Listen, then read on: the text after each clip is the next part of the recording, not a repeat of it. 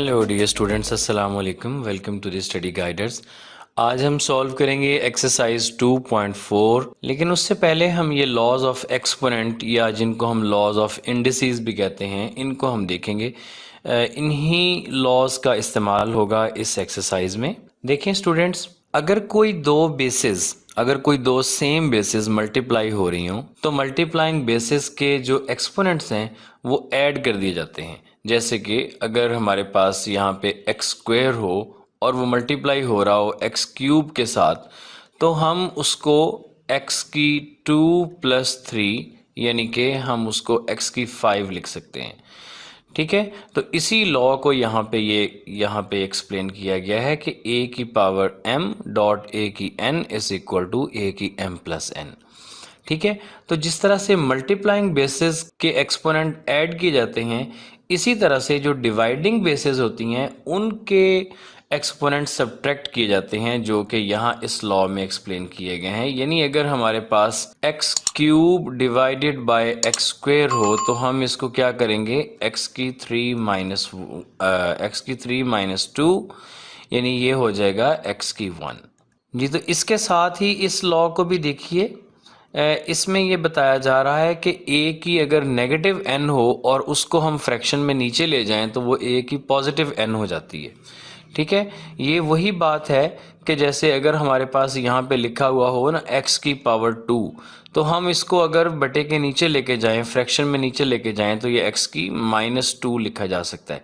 इसी तरह से अगर हमारे पास ये पहले x की -3 हो तो इसको हम अगर ऊपर लेके आएँ तो ऊपर ला के ये x की +3 हो जाता है। ठीक है, अच्छा, इसी लॉ को इस्तेमाल करते हुए हम इसको भी जस्टिफाई कर सकते हैं। देखें, ये x की पावर 2 थी नीचे, हम इसको जब ऊपर लेके गए तो ये x की -2 हो गई। जी स्टूडेंट्स, अब हम इसके इस लॉ को देखते हैं कि a b की पावर n जो है, इसको क्या किया गया है कि ये जो n है इसको b की पावर b कहा गया है और a की पावर b कहा गया है। यानी कि जो होल पावर है वो अंदर डिस्ट्रीब्यूट हो जाती है। जैसे देखें, अगर यहाँ पे हमारे पास ये एक्स वाई की पावर 2 लिखा हुआ हो तो इसका मतलब ये है कि ये x की भी पावर 2 है और ये y की भी पावर 2 है। ठीक है, इसी तरह से अगर हम यहाँ पे लिख दें कि ये एक्स स्क्वेयर वाई की पावर 3 है, तो इसका मतलब ये होगा कि ये जो 3 पावर है ये अंदर पावर की पावर मल्टीप्लाई होगी, यानी कि ये x की पावर 2 मल्टीप्लाई बाय 3 और y की पावर 3। तो इस तरह से हम इस पावर को अंदर डिस्ट्रीब्यूट करके सॉल्व करते हैं जी। तो अब ज़रा इस लॉ को देखें, इसमें क्या कहा जा रहा है कि a की m की power n is equal to a की mn। इसका मतलब ये हुआ कि जो पावर्स हैं वो आपस में मल्टीप्लाई होती हैं, यानी पावर की जो पावर है, जैसे x की पावर 2 की पावर 3 ले ली जाए तो ये x की 2 मल्टीप्लाई बाय 3 यानी कि x की पावर 6 होगी। ये जो लॉ नंबर 4 है ये बिल्कुल लॉ नंबर 3 की तरह ही है। ठीक है, कि जो होल पावर है वो अंदर डिस्ट्रीब्यूट की जा रही है, बेशक वो बेसिस मल्टीप्लाई हो रही हो या डिवाइड हो रही हो। ठीक है, और इस लॉ नंबर 6 को ज़रा समझिएगा कि अगर हमारे पास कोई भी बेस हो वो ज़ीरो ना हो, उसके अलावा कोई भी बेस हो उसकी पावर 0 ली जाए तो उसका आंसर 1 आता है। यानी अगर हम 5 की पावर 0 लेंगे तो भी 1 आएगा, अगर हम 100 की पावर 0 लेंगे तो वो भी 1 आएगा। कोई भी नंबर हो उसकी पावर अगर 0 ली जाए तो वो 1 आता है। ठीक है जी, ज़ीरो का मामला थोड़ा सा कॉम्प्लिकेटेड है, ज़ीरो को इसमें हम नहीं लेते। ज़ीरो की जो पावर 0 है, इसके बारे में कुछ मैथमेटिशियंस इसको कहते हैं कि ये 1 है और कुछ इसको कहते हैं कि नहीं जी, ज़ीरो की पावर 0 है वो इन्फिनिटी है। तो इसलिए ये अभी कुछ इसको अनडिफाइंड कहते हैं और ये आपके कोर्स में भी इसका जिक्र नहीं है, आप एडवांस क्लासेस में ये डिस्कशन देख सकते हैं जी स्टूडेंट। अब हम ये एग्जांपल नंबर 2 इसका पार्ट 2 सॉल्व करते हैं। वैसे तो सारी एग्जांपल्स बुक पे सॉल्व्ड हैं और बहुत इजी हैं, ये वाली एग्जांपल ज़रा थोड़ी सी इंपॉर्टेंट है एग्जामिनेशन पॉइंट ऑफ व्यू से, एग्ज़ाम में ये बहुत ज़्यादा दफ़ा आई है। तो चलें इसको सॉल्व कर लेते हैं। देखें जी, इसका सोल्यूशन में हम लिखते हैं ये जो 4 इंटू 3 की पावर n है ओवर 3 की n प्लस 1 है माइनस 3 की n है। अच्छा जी, तो स्टूडेंट इसमें इस चीज़ के ऊपर ज़रा थोड़ा सा गौर कीजिएगा। ये जो 3 की पावर n+1 है, अगर हम सेम बेसिस की पावर्स को ऐड कर सकते हैं तो इन एक्सपोनेंट को जो ऐड हो रहे हैं इनको हम अलग अलग करके भी लिख सकते हैं। ठीक है, तो हम इनको लिखते हैं यहाँ पे अब कि ये जो 4 इंटू 3 की पावर n डिवाइडेड बाय 3 की पावर n डॉट 3 की पावर 1 माइनस 3 की power n as it is. ठीक है, हमने क्या किया, हमने जस्ट ये 3 की जो n+1 है इसको 3 की पावर n और 3 की पावर 1 में लिखा और दोनों बेसिस को मल्टीप्लाई करके लिखेंगे।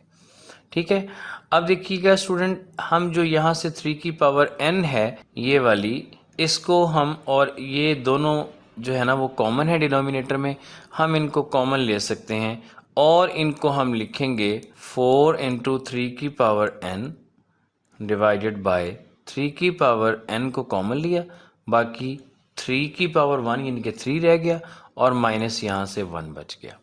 ठीक है, अब देखें ये जो 3 की पावर n है हम इसको सिंप्लीफाई कर सकते हैं 3 की पावर n के साथ, या आप इसको यूं भी कह सकते हैं कि ये जो 4 इंटू 3 की पावर n माइनस n, ठीक है, और डिवाइडेड बाय क्या बच गया, डिवाइडेड बाय 2 बच गया।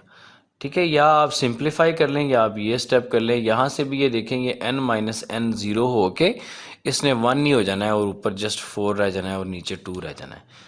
तो हम इसको अब यहाँ पे लिखते हैं, ये बाकी रह गया 4/2 और सिंप्लीफाई होके आंसर आ गया 2। ठीक है, तो ये बहुत ही सिंपल एग्जाम्पल है लेकिन ये बहुत इम्पोर्टेंट है, कई दफ़ा ये एग्ज़ाम्स में आ चुकी है। जी स्टूडेंट, एक्सरसाइज 2.4 के क्वेश्चन नंबर 1 को सॉल्व करते हैं। देखें इसमें सभी जो एक्सपोनेंट हैं वो नेगेटिव हैं, तो अगर हम नेगेटिव एक्सपोनेंट्स को फ्रैक्शन में नीचे ले आएँ तो ये पॉजिटिव हो जाएंगे, और जो नीचे वाला नेगेटिव है उसको ऊपर ले आएँ तो ये पॉजिटिव हो जाएगा। अच्छा देखें स्टूडेंट, ये जो 196 की -1 है और उसका ये स्क्वायर रूट है, तो आपको ये मैं बात समझा चुका हूँ कि जो स्क्वायर रूट है इसका इंडेक्स 2 होता है, यानी इसको अगर हम एक्सपोनेंशियल फॉर्म में लिखें तो ये लिखा जाता है पावर 1/2।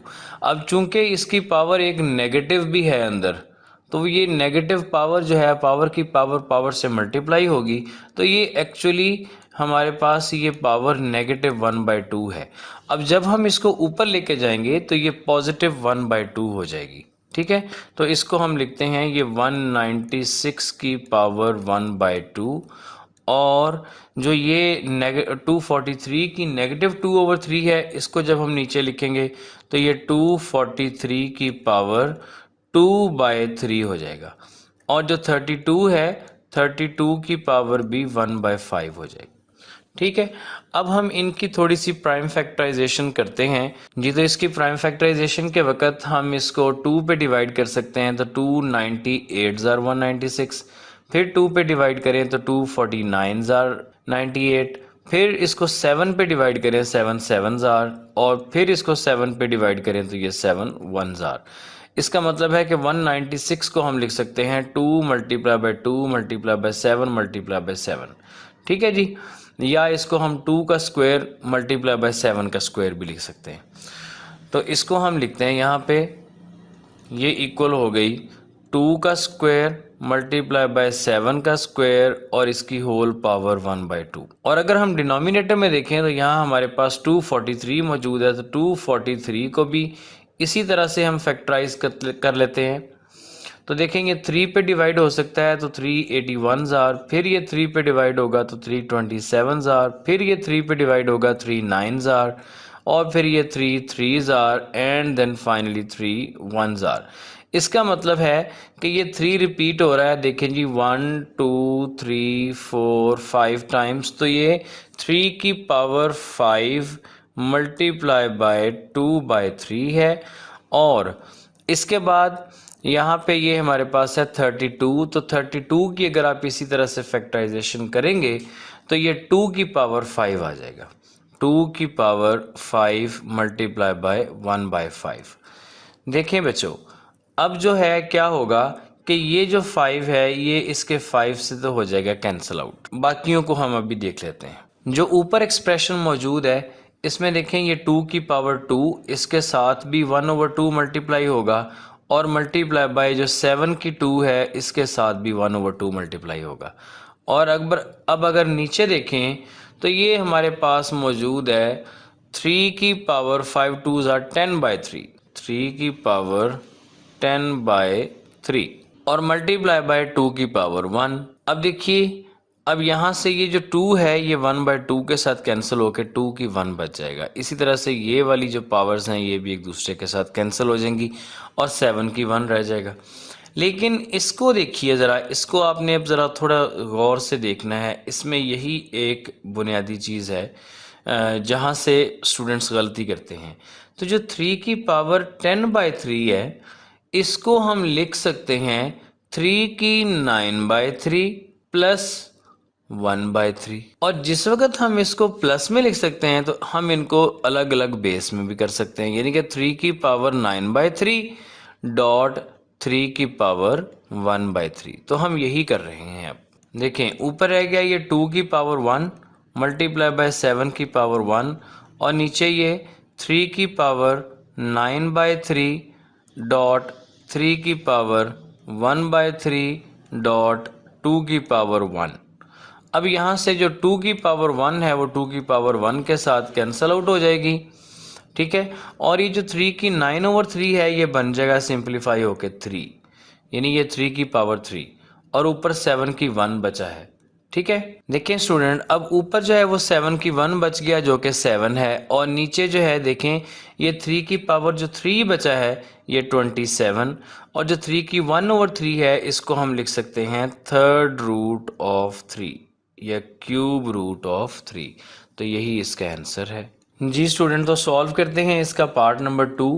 पार्ट नंबर 2 में देखें यहाँ पे हमारे पास दो कांस्टेंट्स हैं, एक ये 2 है और ये एक -8 है। ये आपस में मल्टीप्लाई हो जाएंगे और ये आ जाएगा -16।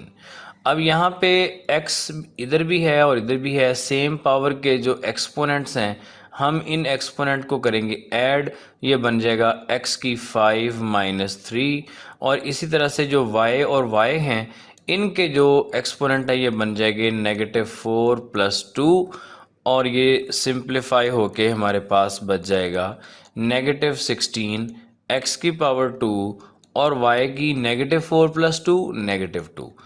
अब ये जो नेगेटिव में पावर है इसको हम फ्रैक्शन के नीचे ले जाएंगे तो ये -16 x² ओवर नीचे जाके जो y की -2 है ये बन जाएगा +2 और यही इसका आंसर है -16 x² ओवर y²। जी तो थर्ड पार्ट में देखें क्वेश्चन नंबर 1 के थर्ड पार्ट में, तो अब यहाँ पे ये x y z variable use हो रहे हैं, इनके डिफरेंट एक्सपोनेंट्स दिए गए हैं और होल की पावर भी -3 दी गई है।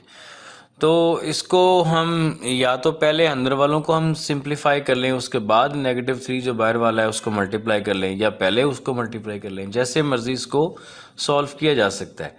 तो देखते हैं ये जो होल पावर है इसको पहले अंदर मल्टीप्लाई कर लेते हैं सबके साथ। तो ये बन जाएगा x की -2 × -3 डॉट y की -1 × -3 z की -4 × -3। जी मैंने क्या किया, मैंने इस -3 की पावर को इन सब के साथ मल्टीप्लाई कर दिया, ठीक है ना, क्योंकि पावर की पावर मल्टीप्लाई होती है। इसी तरह से ये पावर चूंकि होल की पावर है तो डिनोमिनेटर्स में जितने एक्सपोनेंट हैं उनके साथ भी ये पावर मल्टीप्लाई होगी। तो हम लिखते हैं x की 4 × -3 y की -3 × -3 और z की 0 × -3। देखें जी ये बन जाएगा x की ये -2 × -3 x की 6 डॉट y की -1 × -3 ये 3 +3 बन गया। इसी तरह से z की जो है वो नेगेटिव इंटू नेगेटिव +12 और नीचे देखें डिनोमिनेटर में तो ये 4 × -3 x की -12 और y की नेगेटिव इंटू नेगेटिव +9 और जो z की है वो 0 × -3 भी 0 ही है। अब हमने करना ये है कि चूंकि ऊपर जो है ना y की पावर वो थोड़ी है नीचे ज़्यादा है, इसलिए y को हम ले जाते हैं नीचे ताकि वो यहाँ आके माइनस हो जाए, ठीक है ना। और जो x की -12 है इसको हम ऊपर ले जाते हैं, इसी तरह से z को भी ऊपर ले जाते हैं। तो ये हमारे पास देखें जी क्या बन जाएगा, हमारे पास बन जाएगा x की 6 + 12 डॉट z की 12 - 0 ओवर y की 9 - 3। ठीक है, अब इसको हम सॉल्व कर लेते हैं। बस ये x की आ गया 18 और z की 12 का 12 ही रहा और डिवाइडेड बाय y की 6, तो यही इसका आंसर है। जी स्टूडेंट, तो सॉल्व करते हैं क्वेश्चन नंबर 1 का 4th पार्ट। तो ये एक वेरी इंपॉर्टेंट क्वेश्चन है, एज ए लॉन्ग क्वेश्चन, ये कई दफ़ा एग्जाम में आ चुका है। देखें, इसको सॉल्व करने के लिए हमने करना ये है कि हमने जितने भी यहाँ पे बड़े नंबर हैं इनको छोटी से छोटी बेस में कन्वर्ट करने की कोशिश करनी है। तो ये देखें जी, जो 81 होता है ये 3 की पावर 4 होता है, तो 3 की पावर 4 मल्टीप्लाई बाय हो जाएगा n, और डॉट है ये 3 की पावर 5 माइनस, इसी तरह से ये 3 की 4n - 1 ऐसे ही रहेगा। और जो ये 243 है इसको हमने पिछले पार्ट नंबर 1 में भी देखा था कि ये 3 की पावर 5 आया, तो ये 3 की पावर 5 होता है।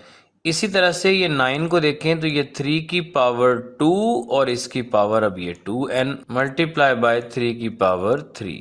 अच्छा, अब ये देखें, ये क्वेश्चन बहुत आसान है, बस थोड़ा सा गौर से देखें। ये 3 की 4n पावर से पावर मल्टीप्लाई हो गई, और साथ ही ये देखें ना, ये सेम बेसिस हैं, ये भी 3 है, ये भी 3 है, तो हम सेम बेसिस की जो एक्सपोनेंट है उनको ऐड कर सकते हैं, तो ये 4n + 5 बन जाएगा। और माइनस ये 3 की जो 4n - 1 है, इस एक्सपोनेंट में जो 5 है ये ऐड हो जाएगा। इसी तरह डिनोमिनेटर में देखें तो ये 3 की 2 × 2n 4n और प्लस ये बन गया 3। अच्छा, अब हमने नेक्स्ट स्टेप में क्या करना है, हमने 3 की पावर 4n + 3 को कॉमन ले लेना है। जब हम यहाँ से 3 की 4n को भी कॉमन ले लेंगे और +3 को भी कॉमन ले लेंगे, तो ये तो है 4n + 5, इसमें से 4n + 3 ले लिया कॉमन, तो जो 3 की पावर 2 है वो बाकी रह गई, तो अंदर हम लिख देंगे 3 की पावर 2। ठीक है, और दूसरे में देखें तो ये देखें, ये हमारे पास बन चुका है 3 की 4n + 4। ठीक है, तो ये 3 की 4n + 4 बन चुका है, और इसमें से जब 3 की 4n + 3 कॉमन लेंगे तो जस्ट हमारे पास 3 की पावर 1 बच जाएगा। ठीक है, और डिनोमिनेटर में देखें तो डिनोमिनेटर में हमारे पास मौजूद है 3 की 4n + 3। अब ये जो 3 की 4n + 3 है ये सिंप्लीफाई हो गया इसके साथ, तो बाकी क्या बच गया, बाकी सिंपली, वेरी सिंपली, ये हमारे पास 3 की पावर 2 इज़ 9 माइनस 3 की पावर 1 इज़ 3, जिसको सॉल्व करके आएगा 6, और यही इसका आंसर है। देखिए कितना सिंपल है, और ये कई दफ़ा एग्जाम में आया है। जी, क्वेश्चन नंबर 2 में हमने ये शो दैट करना है कि ये प्रूव करना है कि ये जो लेफ्ट साइड के ऊपर जितना भी एक्सप्रेशन है ये 1 के इक्वल है। तो चलें इसको सॉल्व करते हैं। देखें, इसमें ये जो x की b है इसको अगर हम ऊपर लेके जाएं बटे में तो ये -b हो जाएगा। ठीक है ना, इसी तरह से ये c जो है ये यहाँ पे ऊपर आके -c, और जो ये a है ये भी आके ऊपर आके ये -a हो जाएगा, और ये हमारे पास बन जाएंगे फिर x की a - b, और इसके साथ ये वाली power a + b multiply b हो रही है। ठीक है, ये स्टूडेंट हम लेफ्ट हैंड साइड को सॉल्व कर रहे हैं। इसी तरह से मल्टीप्लाई बाय देखें तो ये x की b - c × b + c, और फिर मल्टीप्लाई बाय x की power c - a × c + a। ठीक है, अब ये नीचे से तो कुछ भी नहीं रहा, अब ये डिनोमिनेटर में कोई भी चीज़ बाकी नहीं बची। अब जस्ट हम इनको सॉल्व करते हैं, तो देखें अब यहाँ पर ये जो हमारे पास ये है ना a - b × a + b, ये तो एक आइडेंटिटी है, हम इसको यूज़ करते रहे हैं, और ये इक्वल आ जाएगा x की a² - b² के, मल्टीप्लाई बाय इसी तरह से ये b - c × b + c जो है ये बन जाएगा x की पावर b² - c², और इसी तरह से ये जो c - a × c + a है ये बन जाएगा x की c² - a²। अब ये फिर दोबारा बेसिस सेम है, तो इनके हम एक्सपोनेंट्स को ऐड कर सकते हैं, तो इनके एक्सपोनेंट क्या बन जाएंगे, ये बन जाएगा x की a square minus b square plus b square minus c square plus c square minus a square. देखें स्टूडेंट्स, यहाँ पे ये negative b square positive b square के साथ cancel, negative c square positive c square के साथ cancel, और a square minus a square के साथ कैंसिल। जब सब कुछ माइनस हो गया तो बाकी हमारे पास क्या बचा, वो बचा x की पावर 0 जो इक्वल होती है 1 के, और यही हमारी राइट हैंड साइड है, लिहाजा ये प्रूव हो गया जी। तो क्वेश्चन नंबर 3 के पार्ट 1 को सॉल्व करते हैं, जिसमें कहा गया है कि इसको सिंप्लीफाई कीजिए। इसमें भी हमने वो लॉज ऑफ इंडिसेस ही यूज़ करने हैं, और जितनी भी यहाँ पे हमें जो बड़ी टर्म्स नज़र आ रही हैं इनको हमने छोटे से छोटी बेसिस में कन्वर्ट करना है और देन उसको हमने सिंप्लीफाई करना है। तो यहाँ भी आप उसी तरह से प्राइम फैक्टराइजेशन का यूज़ कर सकते हैं, या इसको आप खुद से भी सोच सकते हैं। तो देखें हम यहाँ इसको सॉल्व करते हैं कि इसका जो सोल्यूशन है, देखेंगे 2 की पावर 1/3 डॉट ये जो 27 है, 27 को हम लिख सकते हैं 3 टाइम्स 3 टाइम्स 3 यानी कि 3 की पावर 3 मल्टीप्लाई बाय 1/3। इसी तरह से जो 60 है, 60 को अब हम ज़रा प्राइम फैक्टराइज कर लेते हैं। तो 2 into 30, 2 into 15, 3 into 5 and 5 into 1। इसका मतलब है ये 2 की पावर 2 मल्टीप्लाई बाय 3 इंटू 5 लिखा जा सकता है, यानी ये 2 की power 2 multiply by 3 multiply by 5, इसकी होल पावर आ गई 1/2, और डिवाइडेड बाय 180 है। तो 180 को भी इसी तरह से फैक्टराइज करके देख लेते हैं।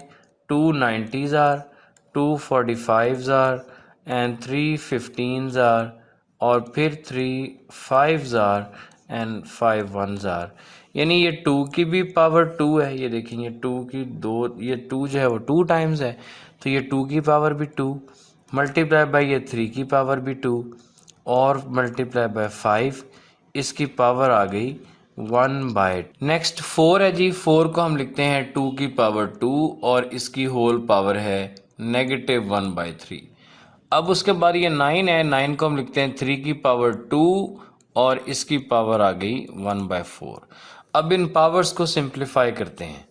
देखें ये 3 इस 3 के साथ कैंसल आउट हो गया, और इसी तरह से साथ साथ इसको देखते चलते हैं। ये 2 की पावर 1/3 डॉट 3 की पावर 1, और ये 2 की पावर 2 मल्टीप्लाई बाय 1/2, जो ये पावर है 1/2 अब ये अंदर डिस्ट्रीब्यूट होगी, और 3 की पावर 1/2 और 5 की पावर भी 1/2। ये सिंप्लीफाई होके नेक्स्ट टाइम ये 2 की पावर 1 रह जाएगा। डिनोमिनेटर में देखें तो यहाँ पे ये 2 की पावर 2 मल्टीप्लाई बाय 1/2, यानी ये जो 1/2 है ये अब अंदर सब में डिस्ट्रीब्यूट कर रहे हैं, मल्टीप्लाई बाय 3 की पावर 2 मल्टीप्लाई बाय 1/2 एंड 5 की पावर 1/2।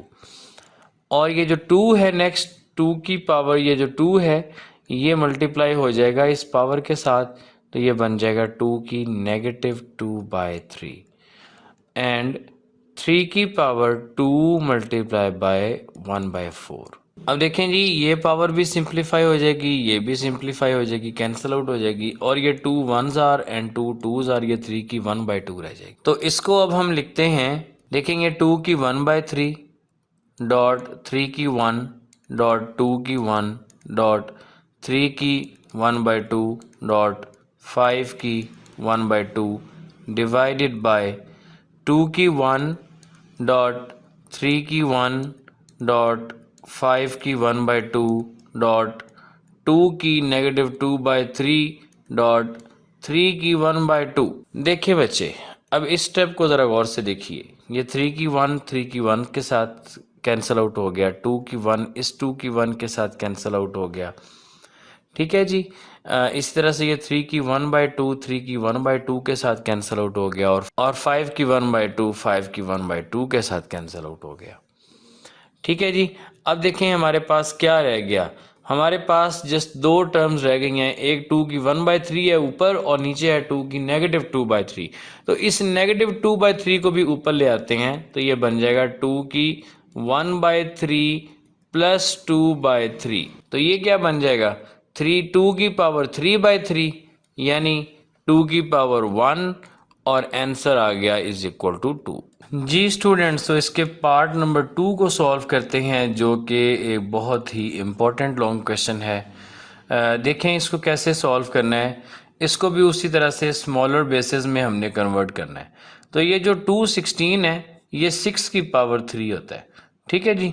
अब इसको हम लिखते हैं कि ये हमारे पास है 6 की पावर 3 मल्टीप्लाई बाई 2/3 और जो ये 25 है ये 5 की पावर 2 है मल्टीप्लाई बाय 1/2 और ये जो 0.04 है इसको हम लिख सकते हैं 4/100 और इसकी पावर आ गई -1/2 इसका स्क्वायर रूट। अब देखें ये जो 4/100 है इसको अगर हम 4 से सिंप्लीफाई करें तो ये बन जाएगा 1/25। लेकिन उससे पहले इनकी पावर्स को देखें, ये वाली पावर भी सिंप्लीफाई, ये वाली पावर भी सिंप्लीफाई। तो हम इसको लिख सकते हैं 6 की पावर 2 डॉट 5 की पावर 1 डिवाइडेड बाय 1/25 की पावर -1/2 इसका स्क्वायर रूट। जी बच्चों, अब अगर हम ये जो 1/25 है इसको अगर हम फ्लिप करें, इसको अगर हम उल्टा दें तो जो ये एक्सपोनेंट है इसकी पावर का साइन चेंज हो जाएगा। तो इसकी एक्सपोनेंट का साइन चेंज हो जाएगा और हम इसको लिख सकते हैं देन फिर 6 की पावर 2 डॉट 5 की 1 को ऐसे लिखा और ये 25 की पावर 1/2। जी तो अब देखें, अब इसको हम क्या करेंगे, इसी तरह से 6 की पावर 2 डॉट 5 की 1 ओवर ये जो 25 है ये 5 की पावर 2 इंटू 1/2 है। तो ये कैंसल आउट होके ये इसका स्क्वायर रूट है और ये जो 6 की 2 डॉट 5 की 1 ओवर 5 की 1 ये भी इनके से कैंसल आउट हो जाएंगे और हमारे पास जस्ट रह जाएगा 6 की 2 और ये जो स्क्वायर रूट है इसको भी लिखते हैं पावर 1/2। तो ये भी सिंप्लीफाई होके आंसर आ जाएगा 6। जी तो स्टूडेंट इसके पार्ट नंबर 3 को देखें, बहुत ही इजी है, बस थोड़ा सा कंसेप्चुअल है। इसमें देखें अगर आप पहले है पार्ट में तो ये 3 की पावर 2 है। ठीक है, यानी ये 3 का स्क्वायर है, ये 5 की पावर नहीं है 2, ये जस्ट 3 की पावर 2 है। ठीक है, तो ये 3 की जो स्क्वायर होता है वो तो होता है 3 multiply by 3 which is equal to 9।